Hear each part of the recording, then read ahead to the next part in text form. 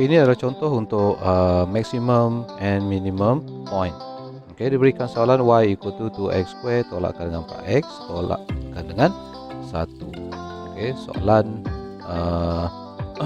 dalam final exam dia akan tulis sebagai find stationary point for y equal to 2x² tolak 4x tolakkan dengan 1. Alright, sometimes dia dipanggil sebagai stationary point, sometimes dia dipanggil sebagai, dalam soalan dalam soalan sometimes dia dipanggil sebagai turning point. Alright, so mana-manalah, tak kisah, stationary point pun boleh, turning point pun boleh. So apa yang kita nak buat sekarang ni adalah kita nak cari yang pertama adalah kita nak cari stationary point ataupun turning point. Dua-dua boleh pakai lah istilah dia.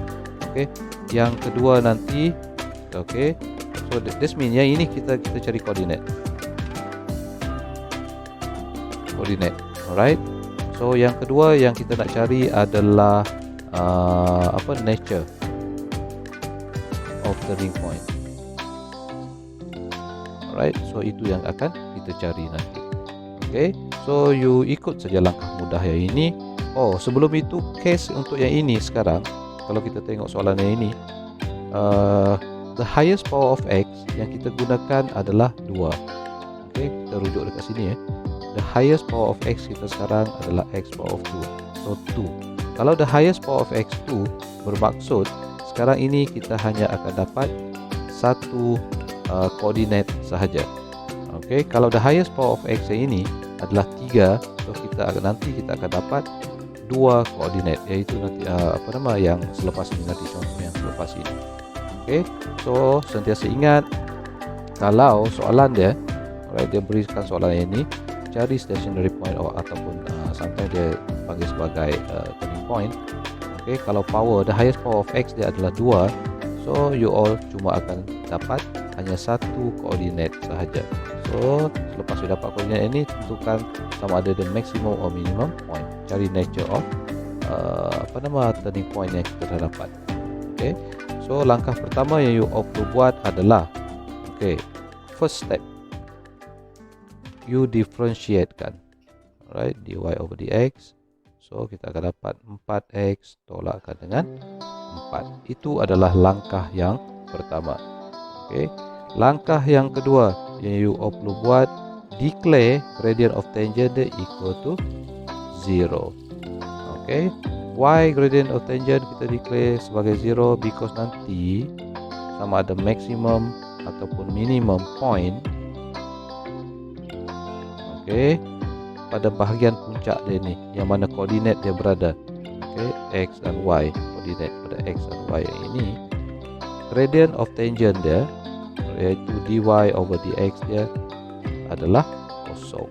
Dy over dx sama ada maksimum ataupun minimum pada gradient of tangent di sini, alright, pada puncak dia ni, di mana kedudukan koordinat itu diberikan. Gradient of tangent, kecerunan gradient dia adalah bersamaan dengan kosong. So declare dy over dx equal to kosong. Okay, kenapa declare dy over dx kosong? Sebab koordinat di sini, di point yang ini, sama ada maksimum ataupun minimum, dianya adalah kosong. Alright, bukan koordinat dia yang kosong, gradient of tangent dia yang kosong. So persamaan ini akan jadi 4x tolak dengan 4 equal to 0. Yang ini saya rearrange persamaan ini. Actually yang ini adalah dy over dx equal to ini, benda ni. Okay, 4x tolakkan dengan 4. Bila kita declare gradient of tangent dia adalah kosong, so dy over dx ini adalah kosong. So ini adalah kosong. 4x tolak 4. Saya rearrange sebab kebiasaannya nilai kosong ini berada pada bahagian paling kanan. Okay, so So saya letakkan equal to 0 pada bahagian paling kanan. So saya rearrange persamaan 0 equal to 4x tolak dengan 4 ni. So by then dia akan jadi, sekarang ini dia akan jadi 4x tolak 4 equal to 0. So barulah dalam keadaan yang ini kita boleh cari nilai variable x. Okay.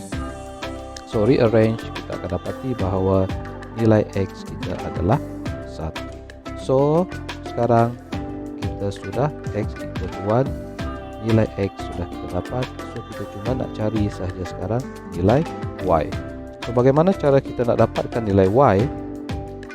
Okay, itu adalah langkah yang ketiga.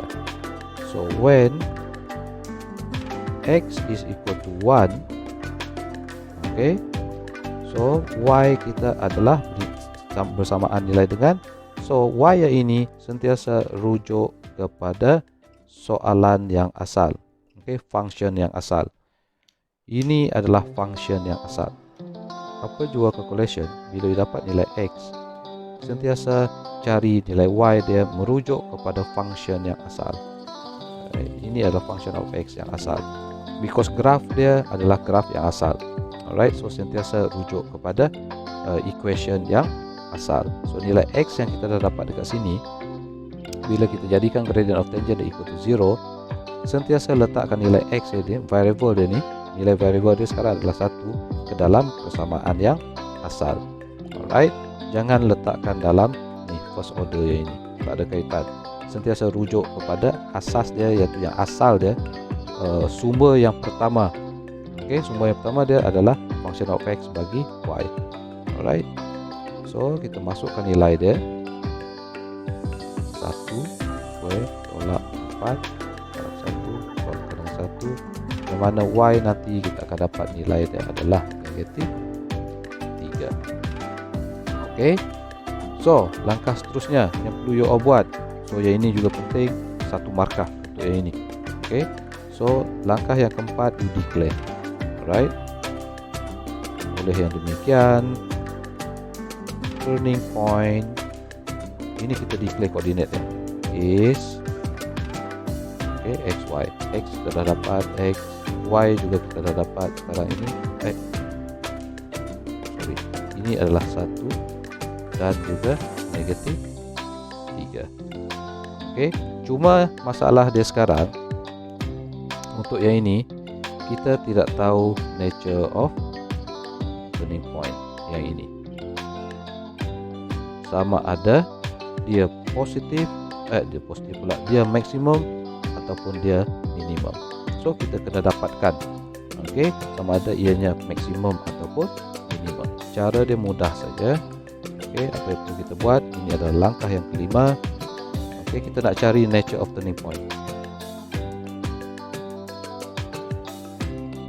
Right, koordinat kita dah dapat dekat sini. Right, koordinat kita dah dapat. Right, so sama ada koordinat yang ini, okay,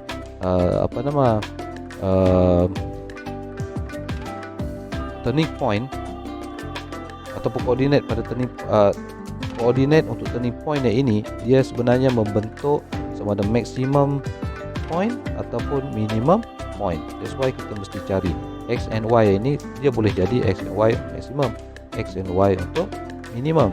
So kita kena cari nature of turning point supaya kita tahu sama ada ianya positif ataupun negatif. Apa yang kita buat, okay, tadi kita dah dapat yang ini first order. First order kita dapat 4x tolakkan dengan 4. So apa kita buat sekarang, okay, apa yang perlu kita buat sekarang, kita differentiatekan sekali lagi. So dia akan jadi second order. Right,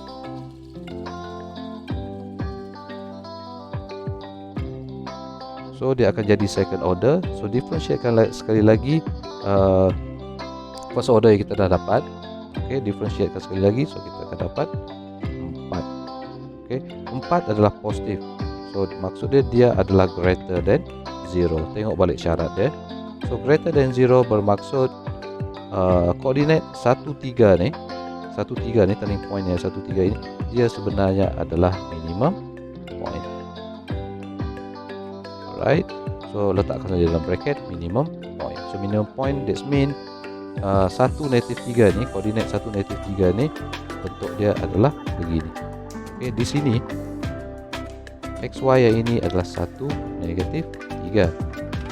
Alright, ini adalah 1 negatif 3. Dan bentuk dia sekarang, bentuk dia adalah dalam bentuk minimum point. Alright, bentuk yang begini, graf yang menuju ke bawah.